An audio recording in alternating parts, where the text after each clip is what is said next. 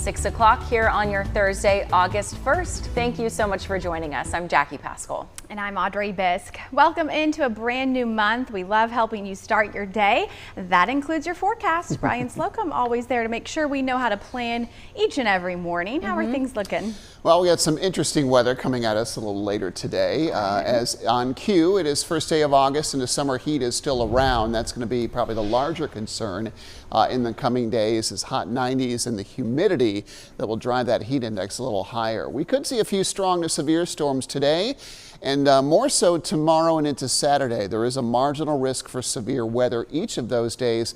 Today, though, storm coverage will be low. Tropical depression might soon form.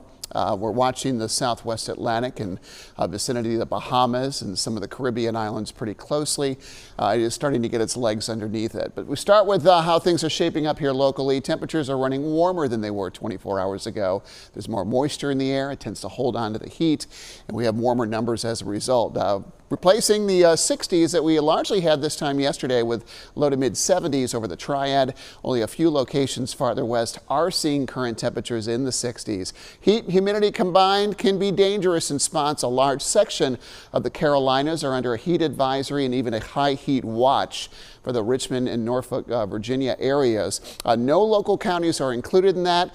Having said that, you still need to be very careful. The heat index during the afternoon today will likely get into the upper 90s and lower 100s today. So again, don't overdo it outside. Take a lot of breaks and find an air-conditioned environment whenever possible. No rain to speak of this morning. We'll be wanting some rain by day's end. We get a drought update a little bit later on this morning. We'll bring that to you as soon as we have it.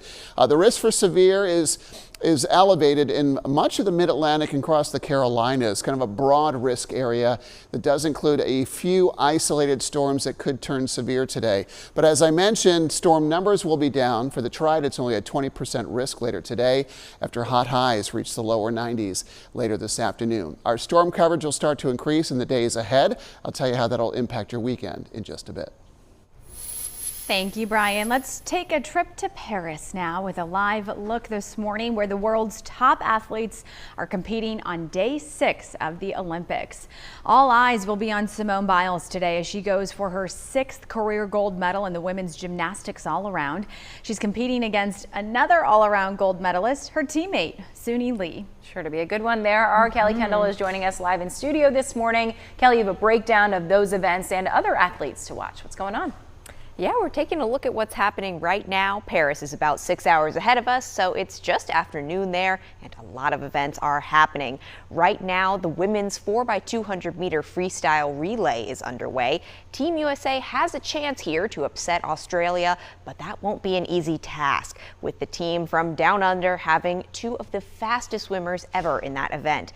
Turning to rowing, Team USA has a shot at the podium in the men's 4 final. The Americans won their heat in Sunday's qualifying, placing them just behind the Heat 1 winner, New Zealand. Day 6 of the Olympics are already getting off to an exciting start. We're going to have a lot more for you coming up this afternoon, so be sure to stay tuned for that.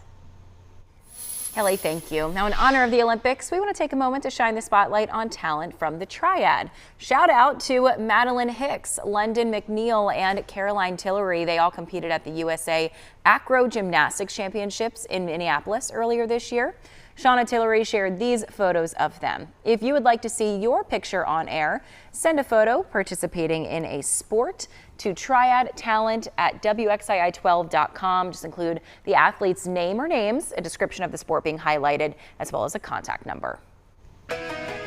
Check out this beautiful sunrise that you are waking up to this morning. My goodness, a live look at I-40 at Silas Creek Parkway to show you the road conditions out there in Winston-Salem. Those drivers get to enjoy that in person. Great news, though, we continue to check our traffic maps and no incidents or slowdowns that may interfere with your morning drive. It was an inconvenient night, though, for some Spectrum customers across the Piedmont Triad after their internet was out for many hours. The outage impacting local retailers and restaurants as well, including Bobo's Deli and Grill in Winston-Salem. It's one of several locations where businesses came to a halt due to the lack of Wi-Fi.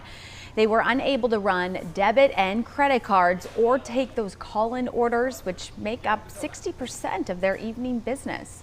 I would hate to try and run the business, for more than one night like this.